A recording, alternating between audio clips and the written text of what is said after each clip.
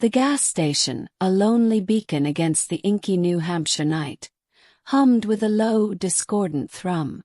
It was a place where the mundane met the unsettling, a liminal space between the familiar and the utterly alien. My shift, a monotonous dance of restocking and scanning, usually lulled me into a state of drowsy indifference. Tonight, however, the air clung to me, thick and heavy, as if the very fabric of reality had grown viscous. A preternatural stillness had descended, a silence that pressed against my eardrums, punctuated only by the distant rhythmic pulse of the station's fluorescent lights. The clock, a malevolent eye in the otherwise dim interior, crept towards midnight, each tick a hammer blow against my growing unease. I attributed the sensation to the late hour, the isolation, the creeping dread that always seemed to accompany the witching hour. Yet, deep within, a primal fear stirred, a sense that something was profoundly, irrevocably wrong. Then the car arrived.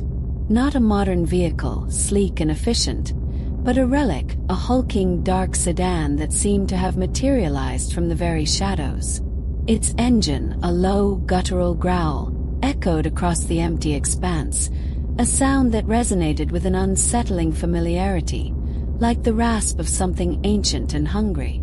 The driver emerged, an elderly figure, his movements slow and deliberate, each step measured, as if he were navigating a treacherous, unseen landscape. His attire, a simple khaki suit and button-down shirt, belied the unsettling intensity of his presence. His hair, a stark white, was meticulously combed, framing a face etched with the lines of untold years, a face that held a disturbing, almost inhuman stillness. He entered the station, a phantom gliding through the harsh fluorescent light. His eyes, pale and unsettlingly bright, scanned the shelves with an unnerving intensity, as if he were searching for something far more significant than snacks and beverages. I greeted him, my voice a strained whisper in the oppressive silence, attempting to project an air of normalcy that felt increasingly hollow. "Good evening, sir. How can I help you?" He offered a curt nod, his gaze lingering on mine for a fraction of a second too long, a moment that sent a shiver down my spine. There was a coldness in his eyes, an ancient, fathomless depth that hinted at horrors beyond human comprehension. He wandered the aisles, his movements slow and deliberate, each step a calculated advance into the heart of my unease. He paused before the bottled water, his fingers tracing the condensation on the plastic, as if deciphering some arcane script. He selected a small bottle and a pack of gum, his movements precise, almost ritualistic. As he approached the counter, I tried to maintain a facade of composure, my hands trembling as I rang up his items. His gaze, fixed on mine, held an unnerving intensity, a silent appraisal that made my skin crawl. As I handed him his change, his hand, cold and clammy, gripped my wrist, his fingers tightening with an unexpected strength. "Hell is a real place," he rasped, his voice a low, guttural growl that seemed to emanate from the very depths of his being. "And the devil has already got his hand on you, girl. Be careful." His words, a chilling pronouncement, hung in the air, heavy and foreboding, a testament to the unseen horrors that lurked just beyond the veil of perception. His touch, a frigid intrusion, left a lingering coldness, a sense of contamination that seeped into my very bones. He released my wrist, his grip loosening as abruptly as it had tightened.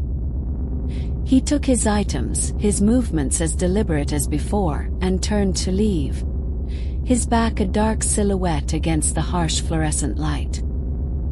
He stepped into the night, his form dissolving into the shadows, leaving behind only the lingering echo of his words and the oppressive weight of his presence.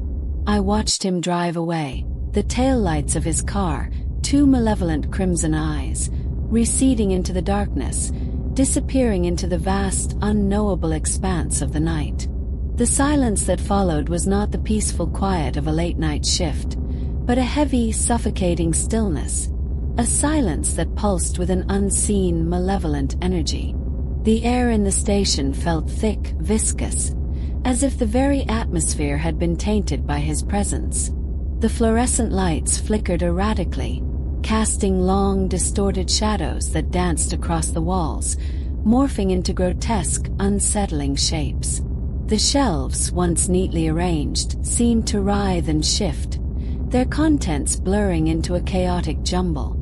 I felt a coldness creeping into my bones, a chilling dread that transcended the fear of the unknown. It was a primal terror, a sense of being observed by something ancient and malevolent, something that lurked just beyond the periphery of my perception. The gas station, once a familiar if mundane space, had transformed into a locus of dread, a place where the veil between realities had thinned, revealing the terrifying depths of the cosmos.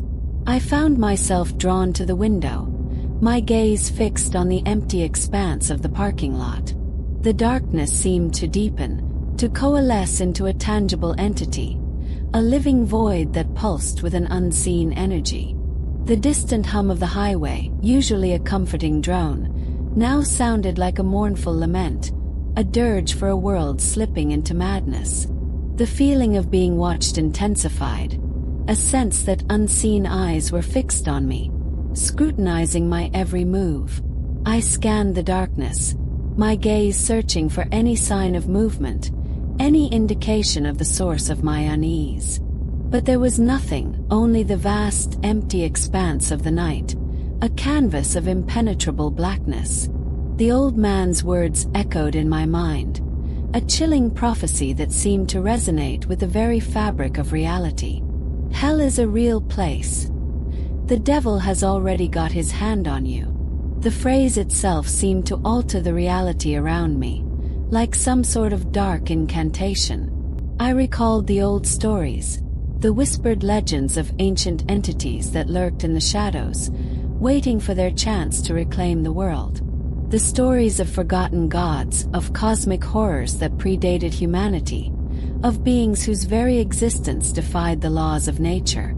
The stories that were always dismissed as folklore, as the ramblings of madmen. But now, in the oppressive silence of the gas station, those stories seemed disturbingly real, their chilling narratives echoing the dread that gnawed at my soul. I felt a growing sense of isolation, a terrifying realization that I was utterly alone, adrift in a sea of cosmic indifference.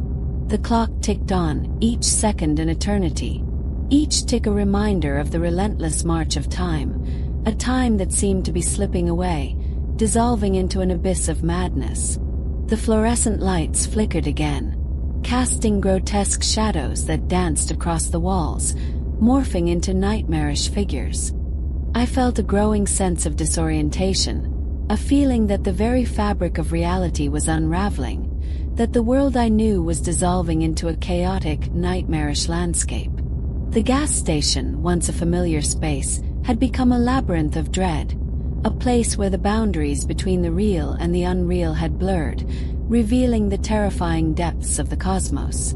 The old man's words, his chilling prophecy, echoed in my mind, a constant reminder of the unseen horrors that lurked just beyond the veil of perception. The gas station, a lonely beacon against the inky night, had become a gateway to something ancient and malevolent, a place where the mundane met the cosmic, where the familiar dissolved into the utterly alien. And I, caught in the liminal space between worlds, was left to face the terrifying reality of what lay beyond. The old man's pronouncement, a chilling echo in the cavernous silence of the gas station, clung to my mind like a shroud. Hell is a real place. The devil has already got his hand on you.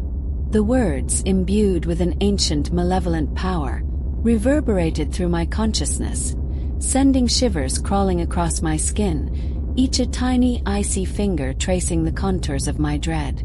For a moment I stood frozen, my heart a frantic drumbeat against the oppressive silence. The air, thick with the lingering residue of his presence, seemed to vibrate with an unseen energy, a palpable sense of dread that seeped into my very being.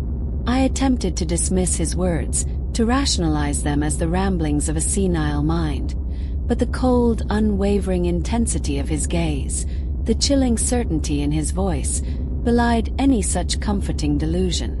I resumed my duties, a mechanical performance of restocking and cleaning, but the unease lingered, a dark, insidious presence that shadowed my every move.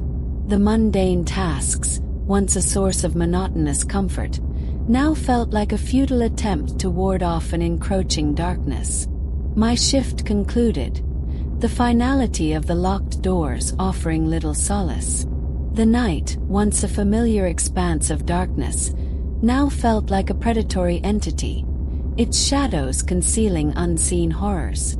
As I drove home, the headlights of my car cut through the inky blackness, revealing fleeting glimpses of the desolate landscape. The darkness pressed in, a suffocating blanket that seemed to amplify every sound, every rustle of leaves, every distant howl. The rear-view mirror, a dark, reflective surface, became a source of morbid fascination. I found myself constantly glancing back, half expecting to see the old man's car, a dark, menacing silhouette, lurking in the shadows. The night seemed to deepen, the darkness becoming a tangible entity, a living void that pulsed with an unseen, malevolent energy. My apartment, a sanctuary in the mundane world, offered little refuge. The moment I crossed the threshold, I felt a sense of being watched, an unseen presence lurking in the shadows. I meticulously checked every window, every door, every darkened corner, but found nothing, only the oppressive silence and the gnawing sense of dread. Sleep offered no escape. Nightmares, vivid and terrifying, plagued my slumber. The old man's face, etched with the lines of ancient horrors, loomed in my dreams, his eyes burning with an infernal light.